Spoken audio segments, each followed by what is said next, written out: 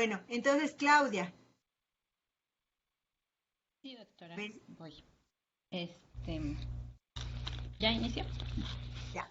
Entonces, bueno, la idea es un poco que, igual que Elsa, que hables de algunas de las cosas que te interesa destacar de lo que mandaste. No sé cuántos leyeron lo que mandó Claudia, pero en fin, tienen la oportunidad de leerlo. Más bien tú rescatas lo que te interesa a ti enfatizar o dónde crees que te podrían ayudar, qué te interesa a ti, en fin, una exposición un poco más en ese sentido, ¿ok?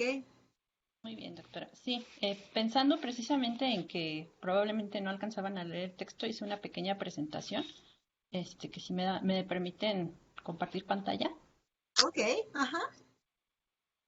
para ayudarnos un poquito en esto.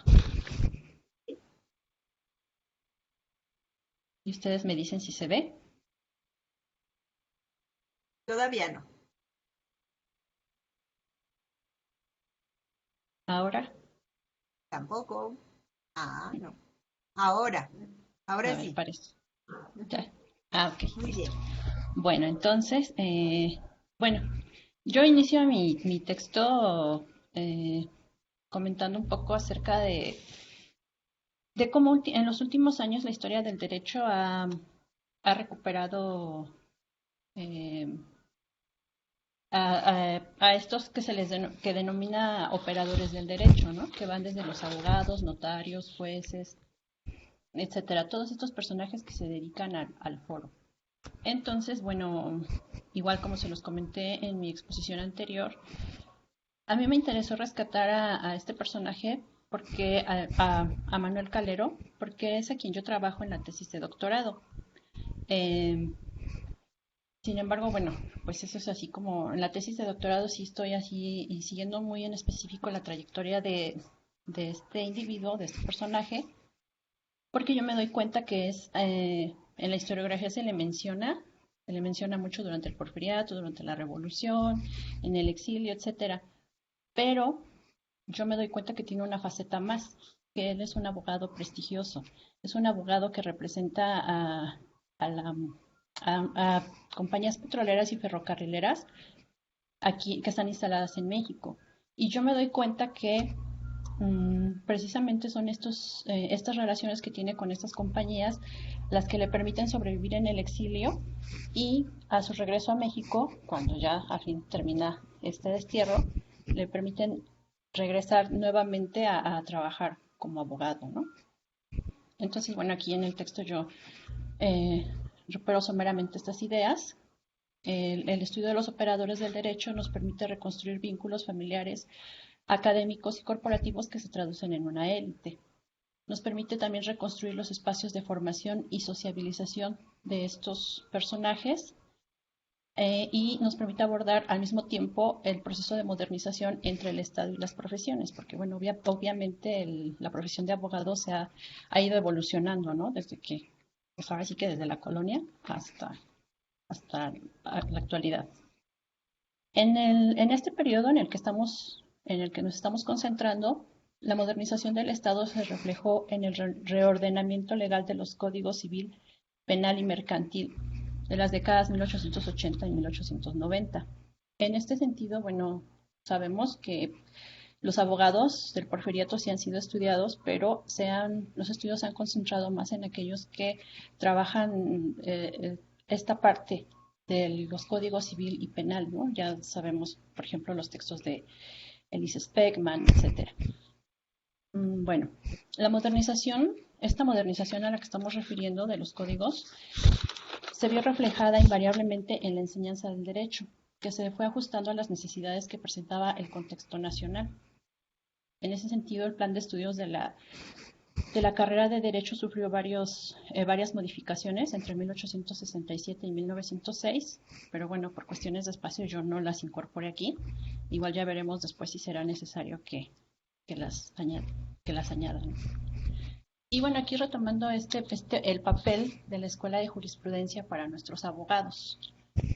Resulta que la Escuela de Jurisprudencia pues más allá de este espacio donde van y aprenden sobre las leyes, sobre el derecho, sobre el ejercicio en el foro, son estos espacios de sociabilidad donde Los alumnos conviven con profesores. En este periodo son además funcionarios, ¿no? Ocupan cargos en el Estado, son diputados, son secretarios de Estado, son miembros del ayuntamiento, etcétera. Y aquí, para el caso de nuestros personajes, tenemos que ellos contaron entre sus profesores a Pablo Macedo, a Porfirio Parra, a Jacinto Pallares, a Eguía Liz, a Tomás Reyes Retana, a Miguel Macedo, Pedro S. Dascue, Eduardo Esteva. Quizás algunos de estos personajes les suenan, como mencioné, fueron miembros de, ocuparon cargos públicos, y el resto, los que quizás no son tan conocidos, fueron distinguidos abogados en la época. Muchos de ellos ocuparon el cargo de directores de la Escuela de Jurisprudencia en diferentes periodos. Y bueno, bajo la tutela del profesor Jacinto Pallares, eh, y al lado de otros dos compañeros de aula en ese momento, que fueron Ismael Pizarro y Manuel Mercado, nuestros personajes colaboraron en la recopilación de las leyes no codificadas y de más frecuente aplicación en el foro en 1892, que este texto se convirtió en un texto, pues podría decirlo, en el texto oficial para la materia de derecho mercantil. Entonces, ya desde aquí vamos viendo la orientación de nuestros personajes, ¿no? Finalmente ellos cuando realizan sus tesis, las tesis también están enfocadas a la cuestión de los contratos y las concesiones que otorga el Estado mexicano. Mm, nuestros estudiantes, en este momento estudiantes, realizaron prácticas profesionales en los juzgados y en el bufete de un reconocido abogado. Esta situación era así porque el propio plan de estudios de la carrera de Derecho así lo establecía. Desde el cuarto año ellos ya se integraban al trabajo en los juzgados, y ya por ahí del quinto y el sexto realizaban las prácticas profesionales en un bufete reconocido. En este caso, Calero trabajó con Luis Méndez Echazarreta, quien era su tío, y Jorge Vera Estañol con el licenciado Jacinto Pallares, que, bueno, ya, como ya se mencionó, era su maestro. Aquí, bueno, el buffet tiene su origen en 1897. Calero tenía 2 años de haber terminado la carrera y Vera Estañol uno apenas. Ellos se asocian en 1897 y establecieron su oficina en la segunda calle de las Damas. Quiero mencionar aquí que esta dirección resulta que coincide con lo que era la dirección del domicilio de las oficinas del tío Manuel Sierra. Pues, yo deduzco que trabajaban en el mismo espacio, ¿no? En 1903 ya se habían ampliado y cambiaron su dirección a la calle de Ortega número 28.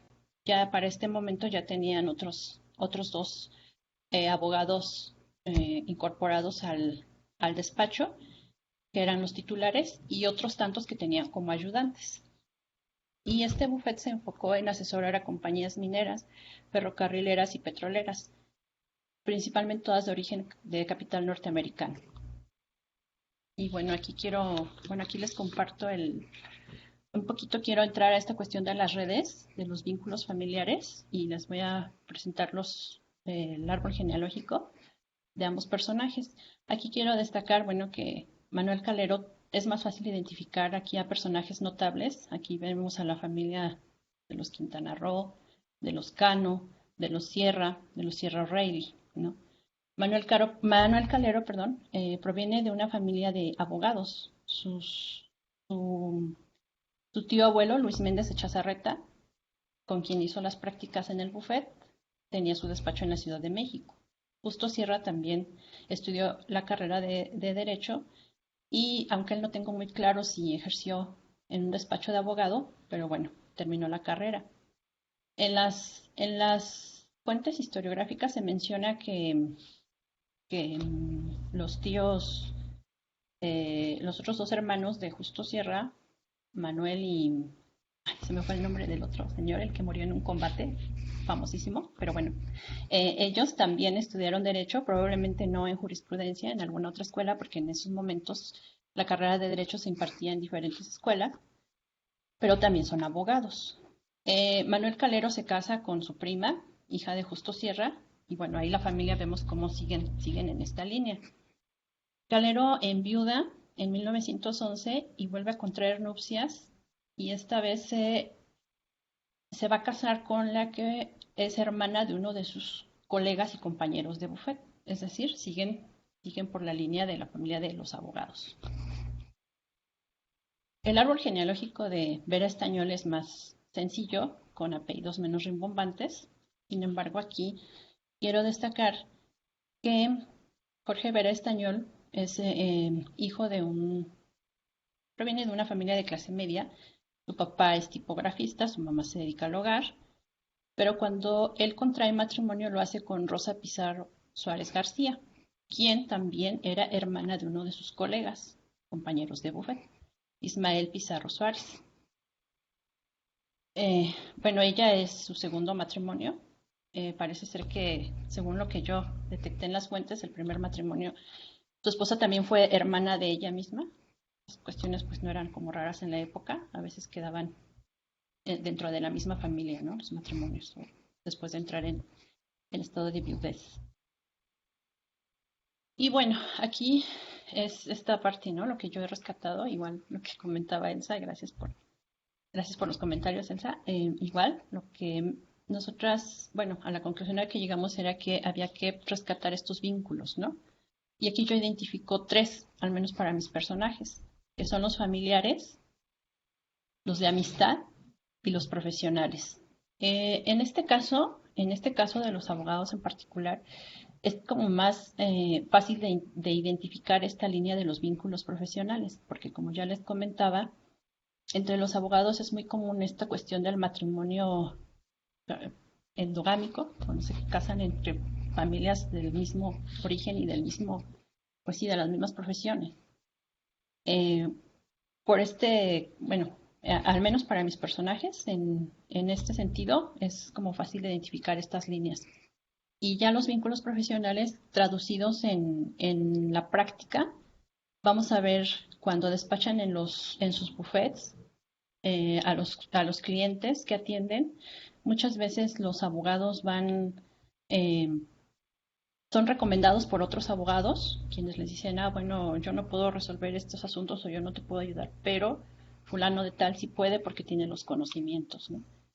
Y en el caso específico del Buffet Calero Vera Estañol, pues comentamos, bueno, se mantenía esta cuestión que se decía en la época que el despacho era exitoso porque Calero traía las influencias y Jorge Vera Estañol aportaba la aptitud profesional. Entonces, pues sí, si nosotros vemos el árbol genealógico y vemos un poquito, bueno, quienes alcanzaron a leer la descripción, al menos de lo que fue el matrimonio de Manuel Calero, quienes fueron los testigos, quienes asistieron a la boda, pues vemos que ahí aparece Limantur, aparece Casasus, nuevamente aparece Jacinto Payares, el propio Justo Sierra, ¿no? Que era el suegro, el señor Luis Méndez, entonces sí son Joaquín Redo, entonces sí son así como personas muy, muy fácil de ubicar dentro de la clase política.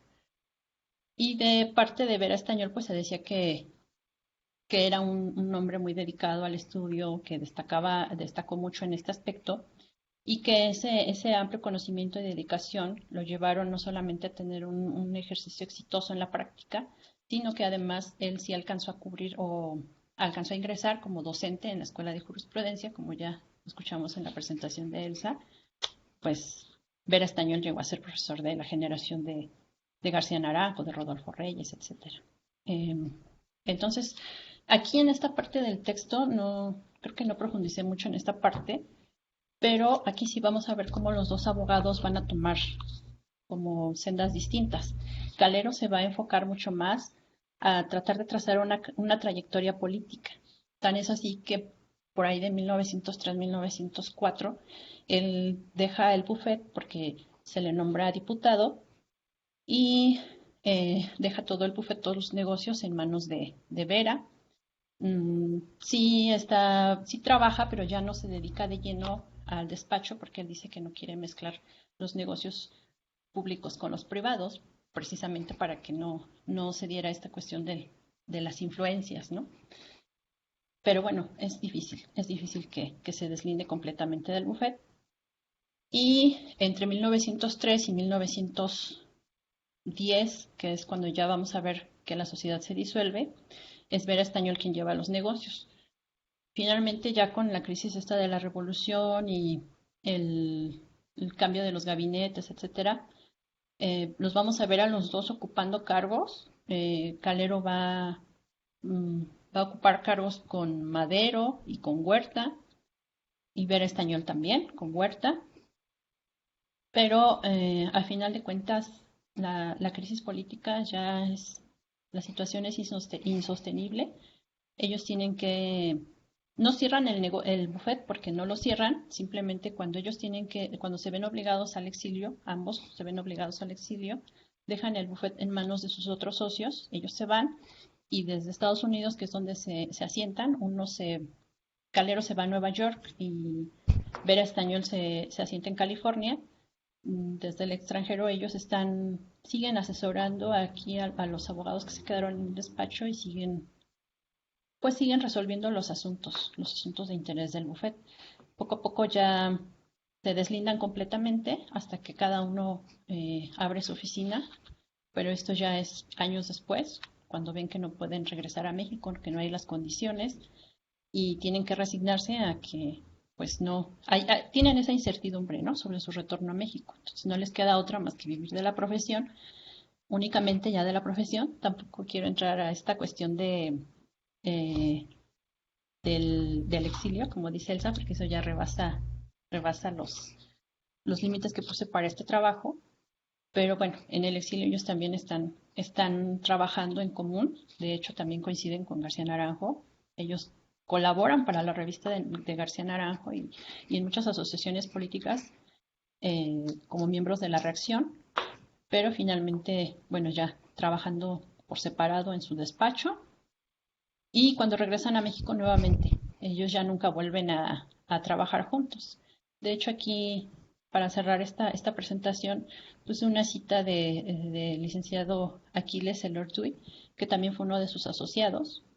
Hacen una reunión y donde se cita a todos los antiguos miembros del buffet.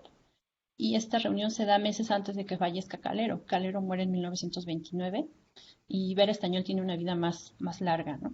Más saludable. Pero bueno, hasta aquí llega mi presentación. Gracias. Muy bien, gracias Claudia. Bueno, pues entonces ahora viene la ronda de sugerencias, comentarios, preguntas, etcétera. ¿Quién quiere comenzar?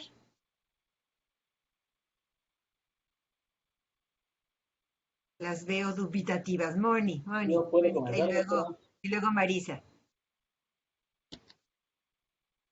Ah, y luego Javier. Ok, muy bien. Entonces, Moni. Prendo el micrófono porque si no, no hay comentario. Exacto. Me gustó mucho el texto, mucho, Claudia, y precisamente me pasó un poco lo que a Laura. Cuando yo leí el de Elsa, como que dije, ay, pues está muy bien el personaje y qué padre, y así como que yo decía, está muy bien, pero no tenía como este otro marco. Cuando leí el tuyo, dije, ah, pues es que eso quiero que haga Elsa.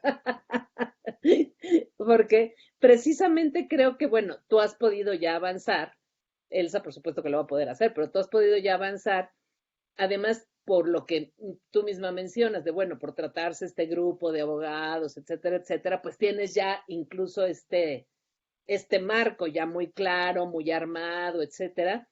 Pero exactamente el que tú armes esta no solo descripción, sino este análisis de lo que es esta red de los abogados, los notarios, cómo funcionaban, etcétera, cómo estaba cambiando la legislación en el país, qué es lo que había, es un poco lo que de pronto dije, ah, eso es lo que quiero, me gustaría que hiciera Elsa con su caso, ¿no? Cómo era esta red cultural, etcétera, porque creo que tú logras con este avance que es muy bueno y también sustantivo, precisamente darnos el contexto, el contexto, digamos, más amplio, el contexto de los abogados y los notarios, el contexto de la legislación. Y me encanta a mí esto que presentaste ahora del árbol genealógico, o como decía mi sobrina, el árbol ginecológico, pero la verdad me parece maravilloso porque vas entendiendo y esto de que pues todos se casan con las hermanas de los compañeros del despacho y luego si se muere uno, pues con la otra hermana, o sea, toda esta dinámica es bien, bien interesante, ¿no? Entonces yo creo que hay cosas que nos explicaste ahorita en tu presentación que no están así explícitas en el texto, pero que pues que vale la pena que las retomes, porque a mí me parece que o sea, se complementaron padrísimo tu texto con la presentación, y pues sí, también te felicito mucho porque es un avance muy bueno y nos da muchas pistas de cómo armar nuestros textos a todos. Gracias, Claudia. Gracias. Gracias, doctora. Gracias, Mónica. Marisa. Ya. Sí. Eh, gracias, Laura. Bueno, coincido por lo dicho por Mónica y pues sobre todo se me hizo interesante y creo que el reto es doble, ¿no? Nosotros estamos enfrentándonos a un solo personaje y aquí estás juntando dos en un solo tema, lo que lo hace muchísimo más complejo, ¿no? Porque pues si con uno estamos hechos bolas, ¿verdad? Y viendo de dónde le jalamos, pues con dos es mucho más complicado. Y mis comentarios van a ir de quien conozco más, que es el caso de Calero. Debo de confesar que sobre Vera, o como decía alguien dijo Vera Español, y decía, no es Vera Español, es Vera Español. Pero bueno, mis comentarios van más en ese sentido y que creo que valdría la pena sobre todo ver estas redes que todos hemos insistido con los personajes y que claro, es evidente cuando pusiste los árboles genealógicos de ambos, es, es evidentísimo que las relaciones de Calero eran mucho más amplias, sobre todo estaban vinculadas con estos personajes que eran muy notorios del régimen porfirista, ¿no? Me llama la atención y yo creo que a lo mejor te invitaría como a tirar esto, que hay todo este grupo de yucatecos por nacimiento, yucatecos por adopción, ¿verdad? Ya sea por matrimonio, etcétera. Pero aquí es evidentísimo que hay una liga, pero totalmente, perdón, una cuerda que une a Olegario Molina con Calero. Y es tan claro que cuando pones las fechas, él se convierte en diputado durante el gobierno de Molina. Molina es gobernador de Yucatán, su primer gobierno de 1900 a 1906, y qué casualidad, lo nombran diputado por Yucatán. Y luego lo hacen senador en el 8, después de su reelección, y en 1909, como dicen los españoles, claro y en botella, cuando ya Molina es el secretario de Fomento, pues lo hacen subsecretario interino. Entonces está clarísima toda esa relación, no solo con los Sierra, sino también, por ende, con Molina, porque los Sierra están totalmente vinculados con Molina, son los que cabildean por él para su gobernatura en la primera década. Y bueno, pues Manuel Sierra, de hecho, es el operador político de Porfirio Díaz en Yucatán. Eso está también como muy claro. Entonces, creo que a pesar de que tienes ya estas relaciones en el árbol genealógico, creo que esa primera década, sobre todo la relación con Molina, es súper importante porque Molina, acuérdate que está vinculado con International Harvester y este tipo de despachos que están atendiendo empresas extranjeras también tienen sus redes y no dudaría absolutamente nada que este es otro vínculo para los negocios, para los casos que están llevando para los extranjeros y que probablemente se vincule con la International Harvester. Eso habría que verlo. Yo también te invitaría, y seguramente conoces el trabajo de Luisa Calero, que es la nieta de Manuel Calero. Y Luisa, sobre todo en su tesis de maestría, que fue de la Ibero, trabajó pues a su abuelo. y ella incorpora sobre todo mucha correspondencia que está en manos de su familia. Entonces creo que ahí podrías encontrar también algunas pistas porque ya su tesis doctoral está más dedicada a los grupos contrarrevolucionarios y la participación de Calero y ya no entraría en esto que tú quieres hacer, ¿no? Entonces, ese sería mi comentario. Te felicito mucho, ¿eh? Está padre este Gracias. trabajo. Gracias, doctor. Ay, muchas gracias. Javier quería intervenir. Sí, gracias. Ok. Bien. El texto de Claudia me pareció muy interesante. Tiene una estructura bien definida y busca abarcar de manera adecuada varios aspectos. Y como sugerencia, ¿no? Estaría bien la posibilidad, por ejemplo, de colocar, aunque sea a pie de página, el contexto político de algunos personajes secundarios para darle como mayor impacto a la influencia o a la relación social o política que pudieron entablar con personajes como estos famosos padrinos, ¿no? De Manuel Calero, como Limantur y Casasus, que si bien algunos de ustedes ya lo van a referir en sus trabajos, lo ideal sería como empezar a hacer unos nexos entre los personajes, ¿no? Y eso sería un poco más interesante.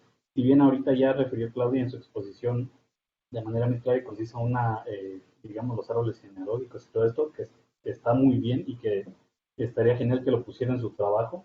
Esta también sería otra posibilidad que pudiera integrar, ¿no? De estos otros personajes que no son familiares, pero que también tuvieron una influencia notable con sus personajes, vaya. Y por otra parte, en el entendido de que una de las principales especialidades de Calero y Vera es el tema de las concesiones.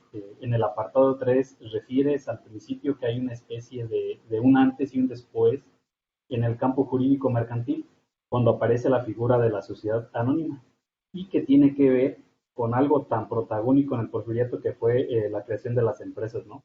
Sería muy interesante, aunque sea brevemente, que refirieras en qué año se hizo este cambio, en qué ley y en qué contexto fue lo que lo motivó, que ya me parece que ya lo apuntaste ahí con los códigos que refieres de finales del siglo XIX, pero que para los que no conocen tanto del tema o conocemos tanto del tema, sería muy bueno que lo agregaras.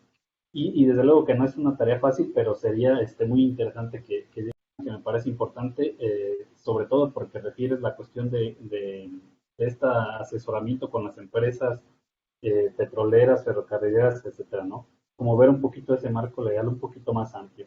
Y es mi comentario muy en general, ya anotaron algunos puntos muy importantes anteriormente y me gustó mucho tu trabajo, Claudia, y gracias. Muy bien, Gracias. muchas gracias, Javier. Elsa.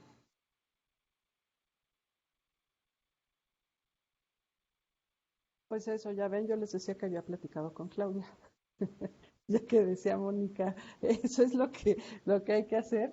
Pues sí, no andaba nada mal, pidiendo consejo y bueno, pues gracias Claudia, también me gusta mucho tu trabajo, aunque ya no lo pude terminar de leer, pero con la presentación que nos haces, pues a mí me parece muy interesante y muy claro precisamente eso, cómo vas explicando esta otra cosa, esto que a mí me interesa, digo, tú lo haces muy bien, las redes familiares, las redes públicas, las redes políticas que se van generando, así que eso pues me ilustra mucho para saber por dónde ir, me parece muy claro y pues bien interesante también, creo que es muy importante, tú lo sabrás mejor, qué tanto se ha trabajado, qué tanto se trabaja a abogados como ellos o despachos como estos, yo no lo sé, pero me parece que es un gran acierto pues ponerles atención, ¿no? Y también tratar de ir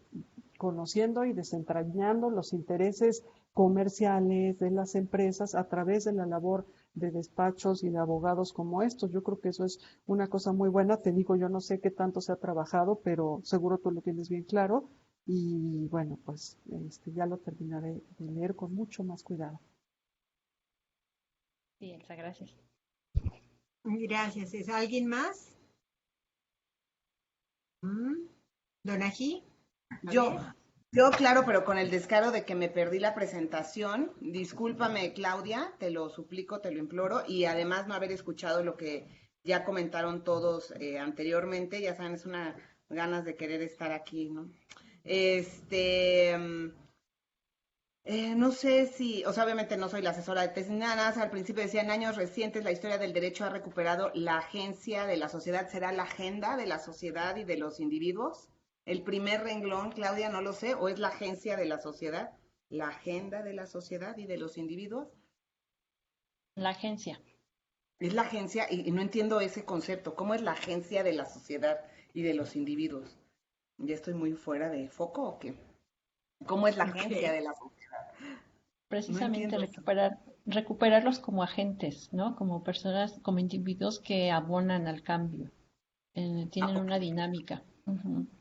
No había escuchado ese término. Bueno, lo otro es que, por ejemplo, tú hablas así de los cambios que permearon en la enseñanza del derecho en las escuelas de jurisprudencia, siendo la de la Ciudad de México la que llevó la vanguardia en los ajustes del programa de estudios. Sí, ¿cuántas escuelas de jurisprudencia había en el país en ese momento?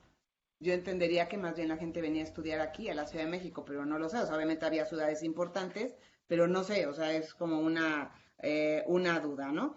Eh, Respecto a la reforma del plan de estudios, ¿no? Para 1906, ese año es un año fundamental, o sea, para muchas instituciones, y no sé, o sea, cuál había sido como la reforma del plan de estudios anterior, o si había habido esto, ¿no? Porque de pronto siento como los saltos, por ejemplo, ¿no? De la independencia, a partir de la independencia y se acentuó durante el porfiriato, claro, o sea, no quiero que hagamos una línea en el tiempo de esto, ni mucho menos, es un poco esto. Me parece súper interesante el asunto de los abogados de empresa, lo de la sociedad anónima, o sea, como que cosas que uno no conoce y que creo que son así, o sea, muy, ¿cómo se llama? Pues nada, ¿no? Novedosos, o por lo menos lo son para mí, por supuesto. Hay cosas que me parece que quedan como muy, muy amplias, o sea, como que yo necesitaría un poco más o de saber un poco más del tema, que no he estado, te digo, pero es así como cuando dices, ¿no? Asesorar a las empresas, lo cual estaba directamente ligado a los nuevos marcos regulatorios e institucionales. Hay una notita, pero nada más hay un llamado a esto. O sea, ¿cuáles son estos marcos regulatorios e institucionales? Como que siento que se queda como una cosa muy general que no me termina a mí como de quedar claro a mí, ¿no? Y luego, integrada en su mayoría por abogados, eso sí, ¿no? Por ejemplo, dices, sus nombres resultan fáciles de identificar, no lo sé, ¿no? O sea, para algunos sí, o sea, para los especialistas en la materia, pues por supuesto, me parece padrísimo todo el asunto del bufete. Se queda, o sea, el trabajo como realmente en suspenso, así de no me voy a quedar en la página 10, quiero que me siga contando porque se pelearon estos, ¿no? O sea, no puede ser. Y esa parte, creo que al principio va un poco más lento y el trabajo empieza a cobrar así, o sea, como ya más vida en las últimas páginas, ¿no? Cosas así, o sea, como que, no sé, me fui leyendo, ¿no? A lo mejor más a prisa, o sea, lo que a nuestro abogado le proporcionó la experiencia y los contactos necesarios. Sí, o sea, sí lo entiendo, para que más adelante estableciera los contactos necesarios. ¿Cuántos son los contactos necesarios, no? O sea, ¿cuáles son esos contactos necesarios? Creo yo, porque más adelante, por ejemplo, dices algo así como mantener un buen número de relaciones políticas, económicas y profesionales era tan importante como el profesionalismo en el desempeño de su panel. Es tan importante como el profesionalismo en el desempeño de nuestras labores, creo yo, ¿no? O sea, no es algo del pasado. Y te digo un poco porque igual, ¿no? En la tesis en esta biografía, yo, en cuestiones de construcción, y yo decía, no, pues se detuvo la obra y entonces no tenían dinero, pero el gobierno quería las obras rápido, pero pagar muy lento, y eso sigue siendo así. Entonces hay cosas que siguen como muy vigentes y que no creo que sean como de ese momento, ¿no? Sino que tienen una continuidad a la fecha, ¿no? Me interesó lo de los proyectos, ¿no? De ley. ¿Por qué se rechazan estos proyectos de ley? ¿Quiénes son los actores ahí interesados para rechazar estas leyes? Como hasta la fecha. Y se encuentran con los grupos financieros. Ah, sí, dices, ¿no? Ya en la página 7. Se encontraban estrechamente relacionados con los grupos financieros y empresariales nacionales y extranjeros. Pues estas relaciones les permiten. ¿Cómo eran estas? O sea, ¿cómo era esta relación estrecha con grupos financieros y empresariales? O sea, obviamente, o sea, no lo conozco, pero ¿quiénes eran? O sea, algún ejemplo, ¿no? O sea, ¿cómo estaban estrechamente relacionados en el extranjero? ¿Con quién, no? O sea, ¿con qué empresas, etcétera, ¿no? Mm, y lo último, nada más en la carta, ¿no?